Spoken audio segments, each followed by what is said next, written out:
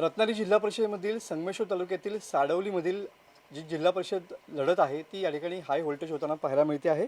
कारण या ठिकाणी भाजप विरुद्ध उद्धव ठाकरे सेना असा या ठिकाणी सामना आहे। मात्र त्यापेक्षाही या ठिकाणी माजी राज्यमंत्री रवींद्र माने यांची मिसेस या स्वतः या ठिकाणी निवडणूक रिंगणामध्ये उतरलेल्या पाहायला मिळत आहेत।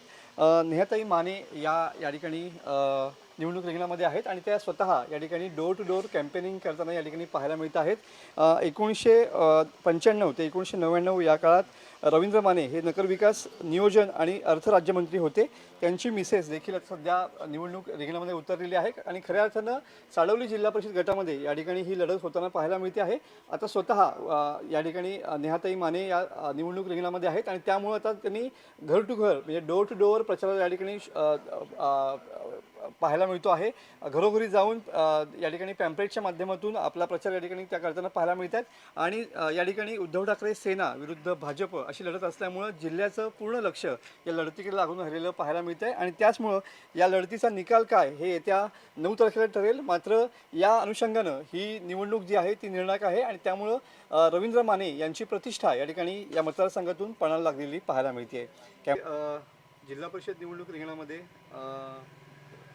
म्हणजे मानेंची मिसेस म्हणून पण आणि तुमचा जिल्हा परिषदेचा अनुभव म्हणून पण निवडणूक रिंगणामध्ये आहेत, कसं बघता? कारण पारंपरिक लढत या ठिकाणी भाजप जो सर्वात भाजपची लढत असलेली पाहायला मिळते, कसं बघता याच्याकडे? निवडणुकीकडे बघताना मी निवडणूक म्हणूनच बघते आहे, कारण जवळजवळ 92 पासून मी मानेसाहेबांचा आणि इतर सर्व उमेदवारांचा प्रचार करत होते। त्याच्यामुळे जवळजवळ 38 वर्ष आता मला ह्या प्रचाराची आणि सगळ्याची सवय आहे आणि उमेदवार म्हणून म्हणत असाल तर मी आता दुसऱ्यांदा जिल्हा परिषदेला उभी आहे। पहिले 2012 ते 17 मध्ये मी जिल्हा परिषद सदस्य होते आणि आता पुन्हा एकदा मी निवडणुकीला सामोरी जात आहे। जेव्हा मी मागच्या वेळी निवडून आले 2012ला तेव्हा जिल्हा परिषद गट माझा साडवलीच होता आणि आता पुन्हा एकदा मी साडवली गटातूनच उभी आहे सर्वसाधारण महिला झाल्यामुळे आणि फक्त आता गावं थोडी बदललेली आहेत, पण गेली जवळजवळ 40 वर्ष आम्ही राजकीय सहकाराच्या माध्यमातून शैक्षणिक ह्या क्षेत्रातून काम करत असताना निवडणूक म्हणून कधी आम्ही लोकांच्यात मिसळलेलो नाही। पूर्ण 40 वर्ष लोकांच्या सुखदुःखात आम्ही मिसळतो आहोत आणि त्यावेळी आमचं निवडणूक हे उद्दिष्ट नव्हतं। त्याच्यामुळे निवडणूक ही फक्त आता जिंकण्यासाठी आहे।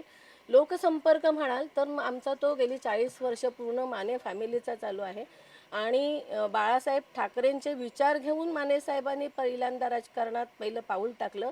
त्याच विचारावरती आज मी उद्धवजींच्या सेनेतून एक महिला जिल्हा परिषद सदस्य ह्या पदासाठी निवडणुकीला सामोरी जाते। भाजपचं आव्हान आहे, कितपत आव्हान वाटतं? भाजपचं आव्हान मला असं तेवढं वाटत नाही आहे, कारण हा गटात भाजपचे जे पदाधिकारी आहेत ते कमी आहेत। आमच्या शिवसेना उद्धव बाळासाहेब ठाकरे यांचं जाळं पूर्ण भागात पसरलेलं आहे। 25 आमच्या ह्या गावांमधून प्रत्येक गावात आमचा शिवसैनिक आहे, आमची महिला शिवसेना संघटक आहे, त्याचप्रमाणे आमचे विभाग प्रमुख शाखा प्रमुख हे सर्व गावात आहेत। त्यामुळे आम्हाला निवडणुकीचा फार काय असं प्रयत्न करायला लागतो असं नाही आहे।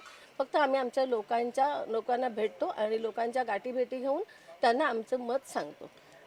रवींद्र माने यांच्या प्रतिष्ठेची लढाई लढाई ही नेहमी प्रतिष्ठेचीच असते थोड्या फार मोठ्या प्रमाणात। आता ते माजी मंत्री आहेत, त्यांची पत्नी म्हणून माझी निवडून म्हणजे जबाबदारी जास्त वाढते, पण आमचे मतदार आमचे आहेत, त्यांचे आशीर्वाद आहेत आम्हाला, त्यामुळे आम्ही नक्कीच जास्तीत जास्त लीडने निवडून येऊ ह्याची मला खात्री आहे। कॅमेरामन समित गजनेसह मी मनोज डेले, TV9 मराठी, रत्नागिरी।